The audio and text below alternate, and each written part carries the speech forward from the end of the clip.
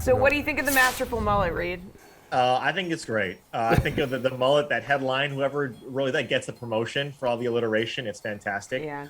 But yeah, I mean, you take a look at the past winners as well. If they're not named Tiger, there's a handful of guys too that came from pretty far back. Like Tiger after round one was, I think, 11th, but the average finishing position for the eventual winner after round one is essentially in the top five.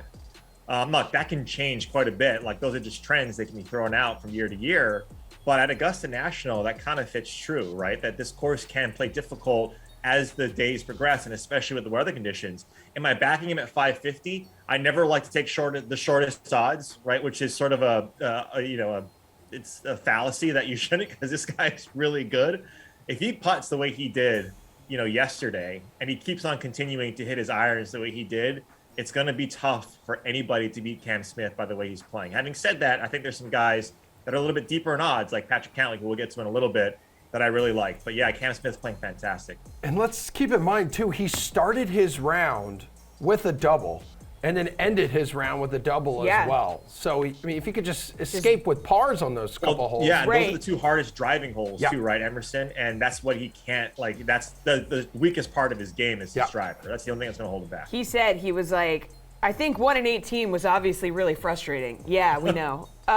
Geoff, the first sentence of this article reads, "The breeze blew in from the south, strong enough to straighten the yellow flag on the 18th green. And there, holding the lead in the Masters, stood Cam Smith, his glorious mullet whipping like a car dealer's American flag." Is Fabio on the cover of this book? Dude, I want you to narrate my life. Fabio with a scallion.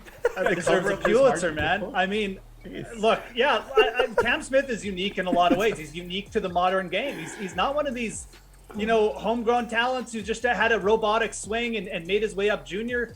He struggled for a little bit at first. He popped up with the top 5 at the U.S. Open way back in 2015, struggled, didn't know, going between Australia and the States, finally made the move here. And he's just flourished ever since he's committed.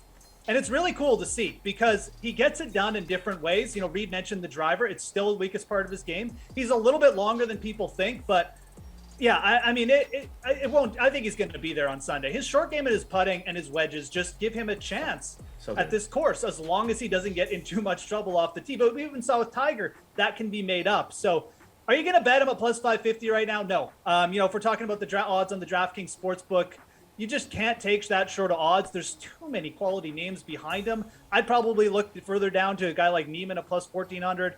Reid mentioned Cantlay. I do not hate that either. You can even go further down to Hatton. But, I expect Cam Smith is going to be there. From a value perspective, though, if you're not on him yet, you might as well wait and see if some of these guys can catch him. And you can at least get to plus 1,000 or something.